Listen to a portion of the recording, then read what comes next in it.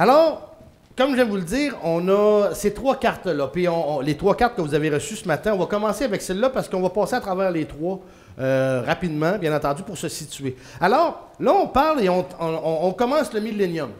D'accord? Et le millénium, bien entendu, ça suit les événements qu'on a vus dans les derniers mois. Hein? La grande tribulation qu'on a passé plusieurs mois à travers et qui a fait en sorte que ça a abouti à l'intervalle de 75 jours où, après la défaite de l'Antichrist, après que Jésus soit descendu sur terre, et que, après qu'il soit descendu sur terre, ben, Jésus a été obligé de, on va dire comme on dit, replacer les choses.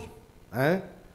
Alors, il a jugé ceux qui devaient être jugés, il a rétribué ceux qui devaient être rétribués, et ainsi de suite, le faux prophète, et qu'est-ce qui s'est passé avec le faux prophète, avec l'Antichrist, avec le dragon, Satan autrement dit, et tous ceux-là qui ont justement, qui ont orchestré la grande tribulation, et même ceux qui ont passé au travers, et ainsi de suite. Alors, sans rentrer dans les détails, l'intervalle de 75 jours. Et là, ce matin, on entame ce qu'on appelle le millénium. Le millénium, ici, ça se trouve être le plan, on appelle ça des dispensations. Ceux et celles qui sont habitués, les dispensations, ce sont des périodes de temps spécifiques où Dieu, on pourrait dire, c'est une administration spécifique pendant une certaine période de temps où Dieu a géré ou administré d'une façon peut-être différente d'aujourd'hui. OK? Ça, c'est un super plan réellement à prendre le temps de l'étudier, de regarder qu'est-ce qu'il y en est. Pendant chaque période, l'homme a reçu une responsabilité et malheureusement, il y a eu un échec. Et cet échec-là a abouti à un jugement.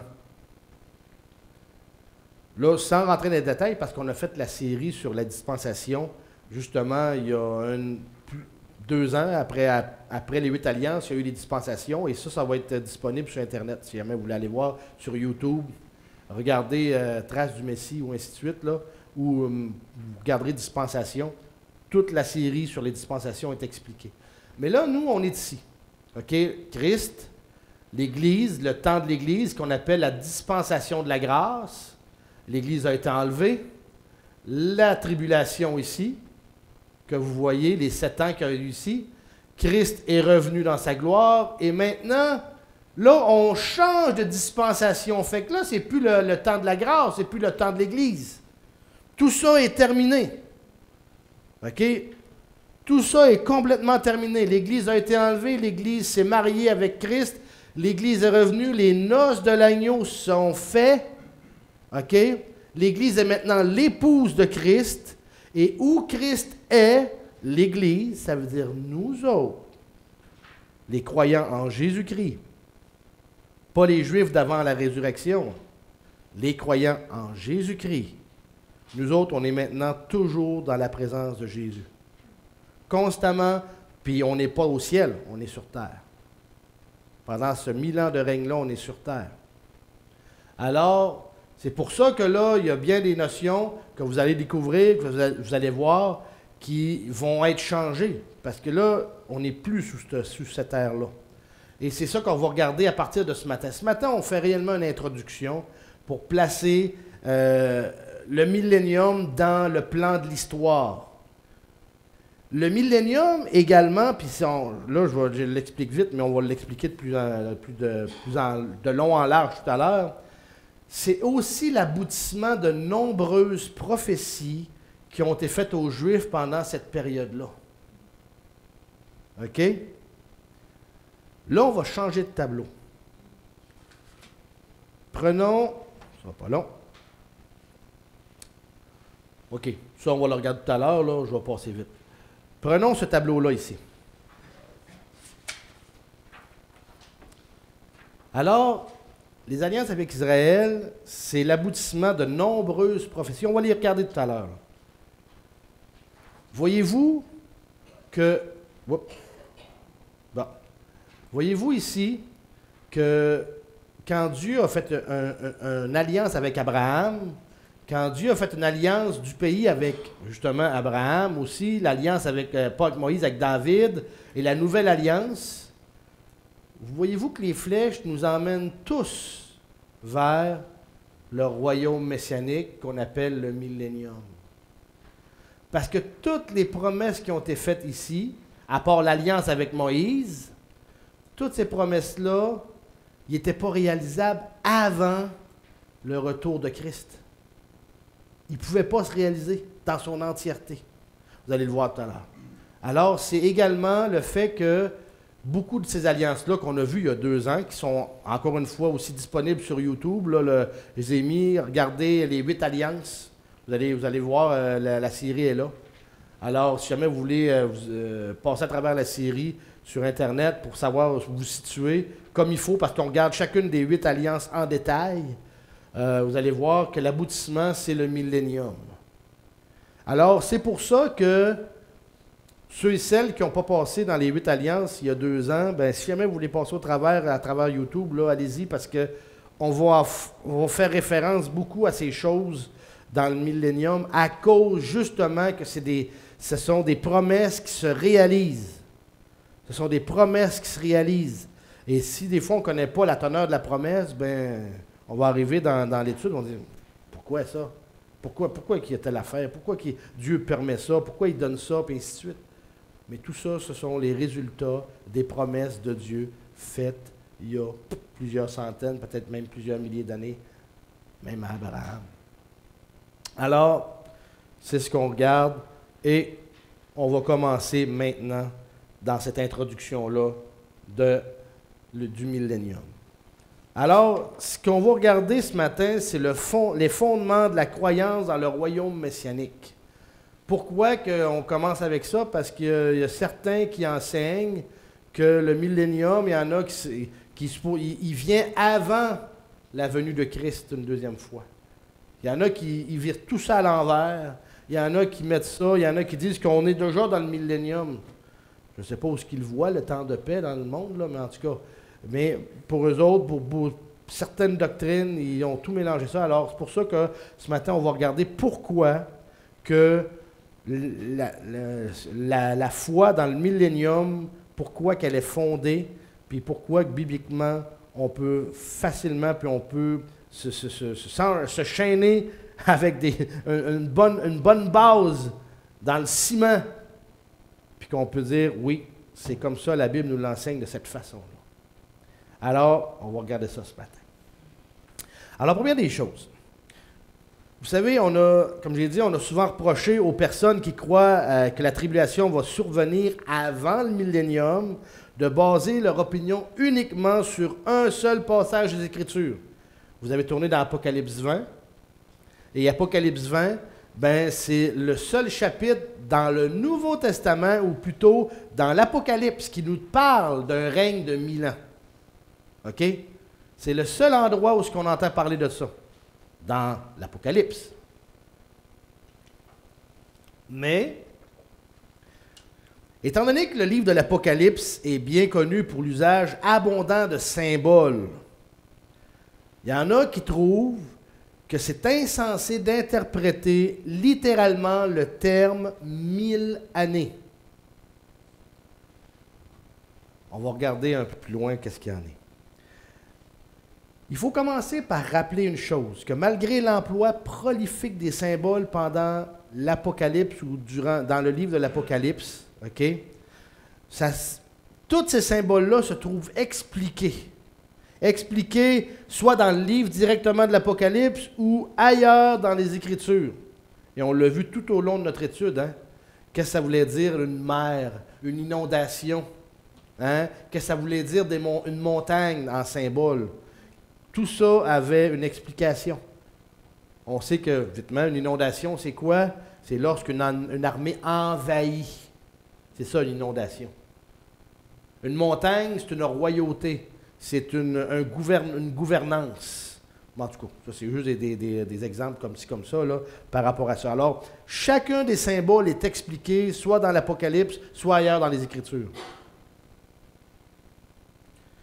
En plus de ça, dans tout le livre de l'Apocalypse, les durées ne sont jamais symboliques. Puis si les durées seraient symboliques, ben, le symbolisme de ces durées-là ne serait pas expliqué dans le reste des Écritures. Dans le livre de l'Apocalypse, on trouve des durées comme 1260 jours, 42 mois, 3 ans et demi. Ce sont tous des années littérales ou des périodes de temps littérales. Alors pourquoi est-ce qu'on dirait que les 1000 ans, c'est symbolique? Pourquoi est-ce qu'on pourrait dire ça? L'interprète, qui lui a tendance à spiritualiser le texte de 1000 ans, va se trouver piégé. De peu importe la façon que ce soit, car sans preuve objective, on ne peut pas obtenir une interprétation. On va juste tomber sur des interprétations subjectives. Dans le sens que, 1000 ans, ça veut dire une longue période. Ouais, mais t'es sûr que c'est vraiment une longue période? Tu sais, il va se faire tout le temps contrecarrer par d'autres qui vont arriver avec d'autres idées. C'est ça que je veux dire quand ça devient subjectif. Il n'y a rien de certain. Tout est supposé. C'est vrai que 1000 ans est juste parlé dans l'Apocalypse, Apocalypse chapitre 20, la durée de 1000 ans, par rapport au millénium. Mais dans le chapitre d'Apocalypse, on le retrouve quand même 6 fois, cette durée-là.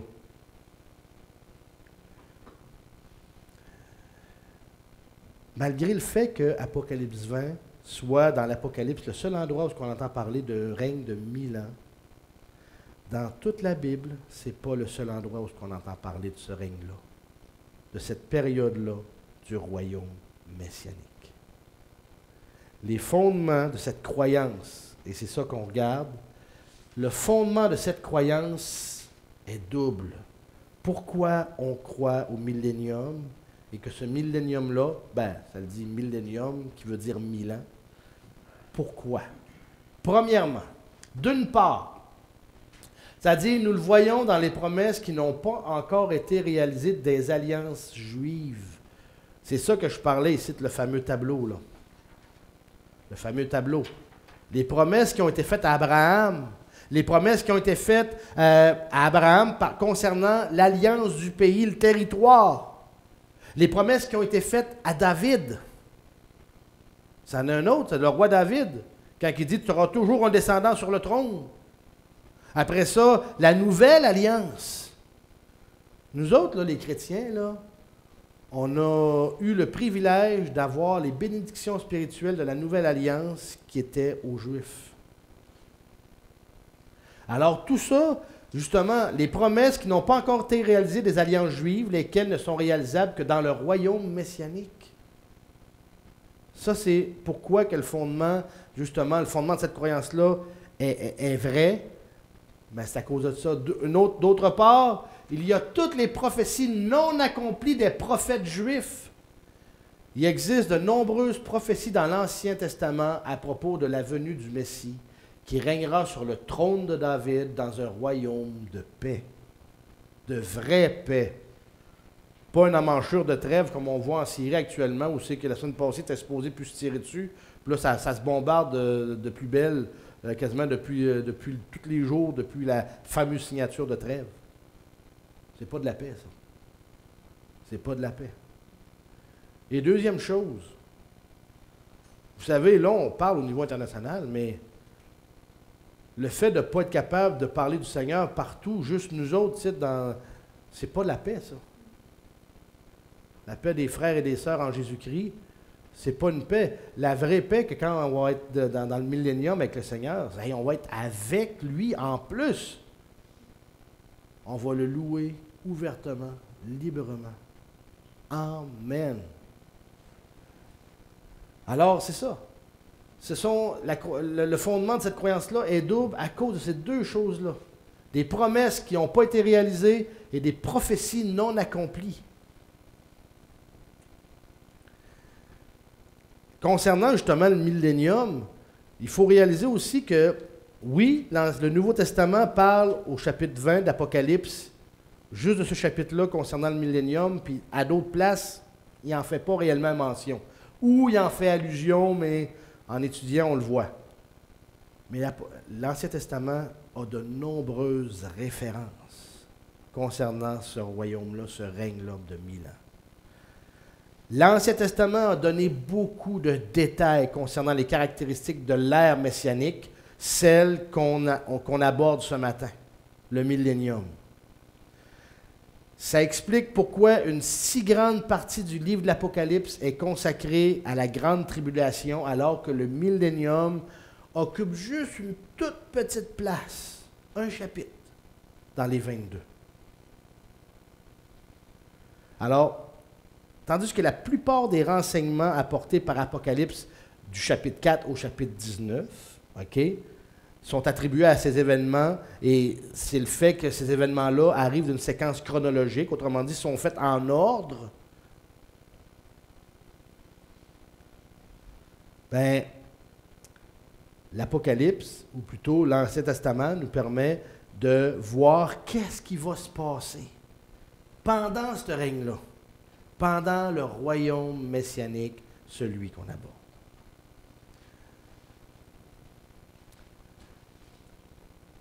Deux caractéristiques de l'ère messianique qui ne se retrouvaient pas dans l'Ancien Testament.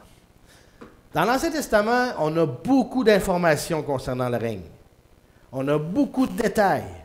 On a beaucoup d'informations qui concernent les Juifs et qui concernent aussi d'autres choses qui vont se tramer pendant le millénium. Mais il manquait deux informations spéciales et importantes concernant le règne. Et ces deux informations-là, la seule place qui en parle, c'est dans Apocalypse 20. Premièrement, deux caractéristiques. La première, concerne sa durée. Les Juifs, dans l'Ancien Testament, tous les étudiants juifs savaient qu'il y avait un règne messianique qui s'en venait, qu'il y avait un royaume qui s'en venait. Même si l'Ancien Testament prophétisait que le règne messianique serait une longue période de paix, sa durée exacte n'était pas révélée. Ils ne savaient pas que ça allait durer 1000 ans. On retrouve cette réponse dans le livre de l'Apocalypse. Autrement dit, ça va durer 1000 années. 1000 ans. Ça, c'était la première caractéristique. Deuxième caractéristique qu'on ne retrouvait pas dans l'Ancien Testament, c'est la seconde porte sur les circonstances de sa fin. Pour ce qui est des circonstances de sa fin et de l'apparition d'un ordre éternel, elles sont également méconnues des prophètes de l'Ancien Testament et elles ne sont mentionnées que dans le livre de l'Apocalypse. Qu'est-ce qui va se passer à la fin du millénium? On va le voir, mais plus tard. Vous l'avez certainement lu. On ne l'étudierait pas en détail, mais juste pour vous dire que Satan va être libéré de nouveau, il va encore tramer une révolte contre Dieu, et ça va se terminer. Mais tout ça, les Juifs n'avaient pas l'information. Alors, c'est justement pour ça que l'information qu'on retrouve dans l'Apocalypse, même si on a juste un chapitre, bien, ça vient compléter toute l'information de l'Ancien Testament. Ces deux renseignements sont les seuls nouveaux éléments apportés par Apocalypse 20 à propos du royaume messianique. Alors, une chose que je veux vous dire, soyez prêts à tourner dans l'Ancien Testament pendant des semaines qui s'en viennent. Parce qu'on va voir qu'est-ce qui va se tramer, on va voir qu'est-ce qui va se passer, on va voir qu'est-ce qui va vous arriver pendant le millénium. Qu'est-ce qui nous arrive, nous autres, là? On est inclus, là, on est là, là. Puis vous n'êtes pas là juste en pensée. Vous n'êtes pas là juste en esprit. Vous allez être là physiquement, avec des corps glorifiés. Vous allez être là, là. Alors, ça vous concerne au plus haut point. Ceux et celles qui pensent que dire, ah, ben, ça ne m'intéresse pas. Bon, ben, ton avenir ne t'intéresse pas. Tu ne sais pas ce qui s'en vient pour toi. Si tu ne veux rien savoir de ça. OK? Chacun son goût. Mais c'est important à savoir. OK. Continuons. Continuons maintenant. Alors, on a vu qu'il y a des fondements, il y a des caractéristiques qui se retrouvent dans l'Apocalypse qu'il n'y avait pas dans l'Ancien Testament. On voit que tout ça est expliqué dans l'Apocalypse chapitre 20. Mais il y a aussi d'autres fondements que j'ai abordés tout à l'heure, mais qu'on va regarder un petit peu plus en détail, concernant le fait que le millénium s'en vient, que le royaume messianique qui va durer 1000 ans se situe après la grande tribulation, et que ce royaume-là va bel et bien exister et va bel et bien être en force. Alors, les fondements du royaume messianique se retrouvent aussi ailleurs, à l'intérieur, comme j'ai dit, de 4 alliances inconditionnelles qui sont encore inaccomplies et que Dieu a conclues avec Israël. Pour faire une histoire courte, avant d'embarquer dans les 4 alliances qui restent à se faire accomplir, quand Dieu faisait alliance avec un groupe en particulier, OK? Comme là, on va regarder l'alliance avec Abraham, qu'on va appeler l'alliance abrahamique. Quand Dieu a fait alliance avec David, qu'on appelle l'alliance davidique. Et que quand Dieu a fait alliance avec Moïse, qu'on va appeler l'alliance mosaïque, là, on ne l'a pas dessus, il y a 2 choses qui se sont passées. Dans chaque alliance, l'alliance peut être appelée une alliance inconditionnelle ou une alliance conditionnelle. Qu'est-ce que ça veut dire? Une alliance inconditionnelle, c'est une alliance où Dieu dit « je le ferai ». Peu importe que, mettons, parce que dans une alliance, c'est un contrat. Hein? Fait que chaque partie, ils ont un bout de chemin à faire pour que le contrat puisse avoir force. Hein? Vous savez ce que je veux dire. Alors, quand on dit une alliance est inconditionnelle, c'est une alliance où c'est Dieu qui s'engage à 100%. Qu'Abraham a été fidèle ou non, OK? L'alliance était inconditionnelle pour une simple et unique raison, c'est que Dieu, peu importe la fidélité d'Abraham, Dieu dit « je le ferai ». Dieu dit que toutes les nations seront bénies en toi, Abraham, alors toutes les nations vont être bénies en toi, Abraham. Malgré sa fidélité, malgré ses écarts de conduite, et ainsi de suite. Dieu s'engage à 100%. Quand on dit qu'une alliance est conditionnelle, ça dit que Dieu, je ferai ceci si tu fais cela. Alors, comme l'alliance avec Moïse, ça c'est une alliance conditionnelle. OK? Dieu avait mis des clauses. Tu vas faire tel sacrifice, tu vas faire telle chose, tu vas faire telle fête, et ainsi de suite. Puis si tu ne fais pas, si tu es fait, je vais te bénir. Si tu ne fais pas, je vais te juger. Et vous avez vu que l'alliance avec Moïse, les Juifs n'ont pas été très, très fidèles. Hein? Et dans les clauses qu'il y avait dans les jugements, que si les Juifs ne faisaient pas, que les Juifs allaient avoir les conséquences du jugement, ben aujourd'hui encore, ils vivent encore les conséquences du jugement de la loi de Moïse. Et cette loi-là, la loi de Moïse, plutôt l'alliance avec Moïse, contrairement aux alliances avec Abraham, avec David, la nouvelle alliance, l'alliance avec Moïse s'est terminée à un moment donné. Dieu a dit, cette alliance-là est échue. Elle ne fonctionne plus. Alors, c'est pour ça que c'est drôle des fois de voir des groupes vouloir toujours se référer à l'ancienne alliance puis vivre avec des clauses de l'ancienne alliance, même s'ils se disent qu'ils sont maintenant chrétiens. Comme tenir le sabbat, comme vivre selon certaines lois et ainsi de suite. Je suis désolé, mais cette alliance-là est terminée. Cette clause-là est terminée. Le sabbat ne se vit plus pour les chrétiens. Si vous voulez le vivre personnellement, c'est vous. Mais ne pensez pas avoir plus de privilèges ou que Dieu vous aime plus parce que vous faites le sabbat et que les autres chrétiens ne le font pas. Ça, c'est de vous leurrer. Alors, les 4 alliances qu'on a ici, ce sont tous des alliances inconditionnelles.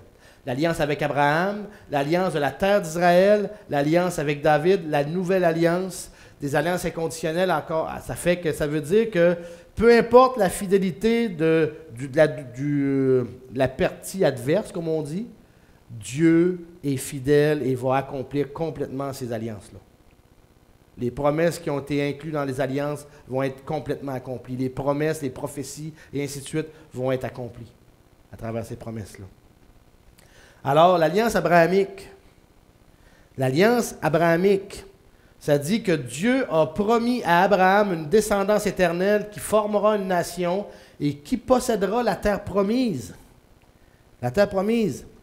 Depuis que cette nation, les Juifs, existe, elle n'a jamais dans toute l'histoire juive été en possession de toute la terre promise.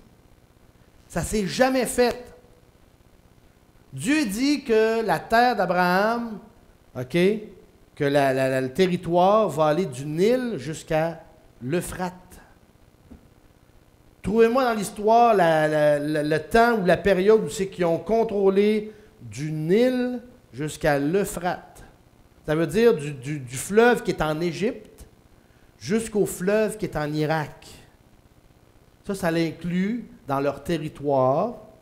OK? Tu as le territoire d'Israël, la péninsule du Sinaï, ça inclut la Jordanie, ça inclut la Syrie, ça inclut la moitié de l'Irak, ça inclut... C'est ça, là. C'est ça le territoire. Et Dieu a dit qu'elle est possédée du Nil jusqu'à l'Euphrate. Ça faisait partie des alliances avec Abraham.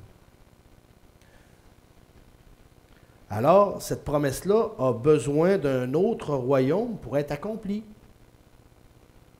Et en plus de la promesse de posséder la terre d'Israël, ça ne concernait pas seulement la descendance d'Abraham, mais bien Abraham lui-même. Dieu a dit, je le donnerai à toi et à ta postérité pour toujours. Donc, autrement dit, la postérité d'Abraham, c'est tous ceux qui sont descendants d'Abraham, ou plutôt ceux qui sont descendants d'Abraham, d'Isaac et de Jacob. OK? Parce que la promesse, si vous allez voir sur Internet, la promesse a été faite à Abraham, a été faite à Isaac, et non pas à personne d'autre, non pas à Ismaël. Et la promesse a été faite à Jacob, le fils d'Isaac, et non pas aux frères jumeaux, à Isaü. La promesse a toujours été réitérée à Abraham, Isaac et Jacob, et pas les autres. Et après Jacob, les 12 fils de Jacob, et ainsi de suite la lignée. Alors, pour que Dieu tienne sa promesse envers Abraham, envers Isaac et envers Jacob, il doit y avoir un royaume futur. C'est obligatoire. La deuxième alliance qui n'est pas encore accomplie. La seconde alliance est celle de la terre d'Israël. Elle promet un rassemblement des Juifs du monde entier pour reprendre possession de leur terre après une période de dispersion. Et si jamais vous allez voir dans les livres, dans les prophètes de l'Ancien Testament, vous allez voir toujours des notions, des renseignements par rapport à ça, que ce soit dans Jérémie, que ce soit dans Ézéchiel, que ce soit... Vous allez toujours retrouver le rassemblement après la dispersion. Toujours, toujours, toujours. Et ça... Alors, les promesses de la terre d'Israël, ce rassemblement-là juif, après la dispersion, va bien avoir lieu. Alors, bien que la dispersion des Juifs soit encore actuelle, il y a des Juifs partout à travers la planète aujourd'hui, le rassemblement hors des nations et la réappropriation de la terre d'Israël reste à venir, autrement dit, dans leur royaume. Et vous allez voir que dans leur royaume, la terre d'Israël va être divisée d'une façon spécifique pour les Juifs uniquement. Uniquement. On va voir ça plus tard. Troisième alliance, concernant le fait que justement, le fondement concernant justement le royaume doit avoir lieu, c'est l'alliance davidique. L'alliance davidique, elle promet trois choses à David. Une maison, autrement dit une maison éternelle, une dynastie, un trône éternel et un royaume éternel. Cette alliance-là. Encore une fois, l'alliance avec David est importante. On ne rentre pas dans les détails parce qu'il y a beaucoup d'informations, mais allez voir sur Internet concernant justement tous les détails qui incluent David. Vous savez, la dynastie de David est éternelle parce qu'elle a atteint un point culminant dans la personne de qui? Du Messie. Combien de fois on a dit Jésus, fils de David? Hein? Pourquoi? Parce que dans sa généalogie, autant du côté de Joseph, qui est son beau-père, et autant du côté de Marie, on le voit qu'ils sont tous les deux descendants de David. Et seul un descendant de David, parce que c'est David qui a eu la royauté et que Dieu a promis que ça va être toujours sa descendance qui va être sur le trône. Alors, est-ce que Jésus a été sur le trône de David? Non, ça ne s'est pas accompli. Même qu'à un moment donné, ça dit que Jésus, il voyait qu'il voulait le faire roi, que Jésus s'est retiré. Il s'est sauvé pour pas que ça arrive. Ce n'était pas le moment. Vous lirez ça dans les évangiles. Jésus lui-même est éternel, alors la dynastie va être éternelle. C'est pourquoi également, étant donné que le Messie, c'est lui qui va être la dynastie, c'est lui qui va régner sur le trône éternel, c'est lui qui va régner dans un royaume éternel, bien, étant donné que le Messie est éternel, ça va se passer de la même manière pour le trône et pour le royaume. Jésus ne s'est cependant pas encore assis sur le trône de David pour régner dans le royaume d'Israël. C'est pour ça qu'on a besoin du royaume messianique. Ça va s'accomplir seulement là. La dernière alliance, la nouvelle alliance, celle avec laquelle on a reçu énormément à travers cette nouvelle alliance-là. Hein? La nouvelle alliance qui va s'accomplir également dans son entièreté dans le royaume messianique, où il est question de la régénération et du salut d'Israël en tant que nation, lesquels concerneront chaque juif de la nation. Les juifs qu'il va avoir dans le royaume messianique sont seulement des juifs croyants. C'est pas parce qu'on est... Vous savez, aujourd'hui, les juifs croient que je suis venu au monde juif, j'ai mon ticket pour le ciel. Non. Pas parce que je suis venu au monde canadien que j'ai mon ticket pour le ciel. Pour être sauvé aujourd'hui, c'est la repentance et mettre sa foi à travers le sang de Christ. L'œuvre que Christ a accomplie à la croix. Qu'on soit juif, qu'on soit grec, autrement dit, qu'on soit des gentils, même on a vu ça. Il n'y a plus ni juif ni grec, ni homme ni femme, ni riche ni pauvre, et ainsi de suite. Dans Galates 3.28, dans les dernières semaines, c'est le fait que le salut, c'est par un seul chemin, Jésus-Christ. Alors, la dernière alliance, comme j'ai dit, et tout ça, ce qu'on vient de voir, n'a toujours pas été accompli. Il y a des Juifs athées, il y a des Juifs qui veulent continuer à faire l'ancienne loi mosaïque, la vivre en passant. Ils sont en train de préparer la construction du troisième temple. J'ai encore vu des reportages sur France 24 hier. Il y a un musée à Jérusalem où ils montrent l'habit du souverain sacrificateur. Ils montrent tous les ustensiles, ils montrent l'habit de ceux qui vont faire les sacrifices et ainsi de suite. Mais lui qui fait visiter tout le musée au complet, savez-vous qu'est-ce qu'il dit aux visiteurs? Tout l'équipement que vous voyez est prêt à être utilisé à l'instant même. Fait qu'ils ont beau avoir un beau mannequin habillé avec les habits du souverain sacrificateur, ils vont ouvrir la cage de verre, ils vont prendre tout l'équipement au complet, puis ils vont revêtir lui qui va commencer le sacrifice. Ils sont prêts. Tout est prêt. Il ne reste plus rien qu'une chose. Il y a un bâtiment qui empêche la construction du troisième temple, c'est le dôme du rocher, hein, la mosquée qu'il y a à l'emplacement du troisième temple, ou du temple, tout simplement. Mais tout ça, c'est une autre histoire.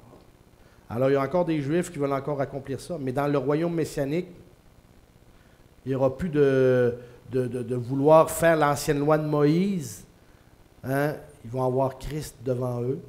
Ah, il va y avoir encore un quatrième temple pendant le millénium. On va le voir. Il va encore avoir d'autres choses qui vont se passer dans le quatrième temple, des rituels qui vont avoir lieu, mais que Dieu va attester à ce moment-là. Mais pour le temple qui s'en vient, Dieu n'est pas d'accord du tout avec ça. Mais il y a encore des Juifs qui rejettent Christ comme étant le Messie. Alors, voyez-vous que les fondements concernant le fait qu'il y a un millénium qui s'en vient sont nombreux, qu'il y a beaucoup de choses. On en a vu quelques-unes ce matin, on en a vu même quelques-unes, plusieurs. Hein? Et tout ça, ce sont ces nombreux écrits prophétiques ainsi que toutes les alliances qui procurent un fondement à la croyance dans le royaume messianique. Et pas seulement dans le chapitre d'Apocalypse 20 qui nous le dit. En résumé, on peut dire que le fondement pour la croyance dans le royaume messianique, comme on dit, est double. Les promesses qui ne sont pas réalisées, les alliances juives et les prophéties qui ne sont pas accomplies des prophètes. Ça résume réellement tout ce qu'on vient de parler ce matin. Les promesses et les prophéties. Tout simplement. Alors, ce matin, on termine là-dessus. On va s'arrêter à ce moment-là. Mais la semaine prochaine, par exemple, on va regarder qu'est-ce qui va se tramer, le gouvernement juif dans le royaume messianique. On va regarder bien d'autres choses et on va entamer de plein pied tout ça. Prions. Père éternel, on est devant toi ce matin. Seigneur, je te prie que tu puisses encore une fois diriger nos pas.